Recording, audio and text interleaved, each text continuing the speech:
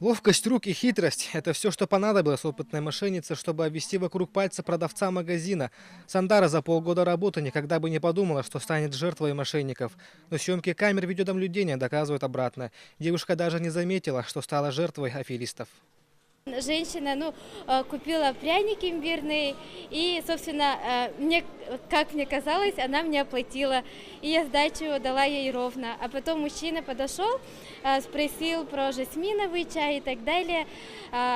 И потом уже, когда он хотел оплачивать, он не давал мне купюру. Сразу какое-то насторожение было. Это не первый случай мошенничества в этом магазине, сетуют сотрудники. Несмотря на проводимые инструкции, каждый продавец в той или иной мере подвергался обману со стороны псевдопокупателей. Причины столь частого визита аферистов непонятны даже самим владельцам. Для нас обиднее всего, что именно в нашем магазине за последние 3 года это, наверное, 7-й случай. Самое интересное, может быть, из-за того, что мы стоим именно в таком проходимом месте, в торговом центре на 1-м этаже, да, и у нас достаточно много мелкого товара, да, и мы уже наблюдаем. И самое интересное, что каждый раз попадаются все продавцы. Как правило, мошенники действуют сообща. Их ничто не выдает, действуют в людном месте, чтобы легче было сбить жертву с толку. Они полагаются на доброту и доверчивость граждан. Не секрет, что чаще всего жертвами аферистов становятся пожилые люди.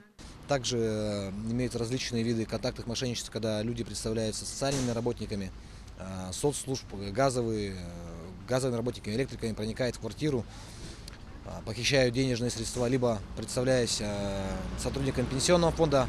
Самые распространенные виды мошенничества объединяются одним общим знаменателем. Они осуществляются с учетом психологии потенциальных жертв преступников.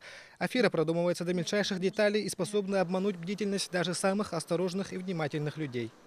Порой небрежность и излишняя доверчивость граждан могут сыграть с ними плохую шутку. С начала года на территории республики зарегистрировано более 400 случаев.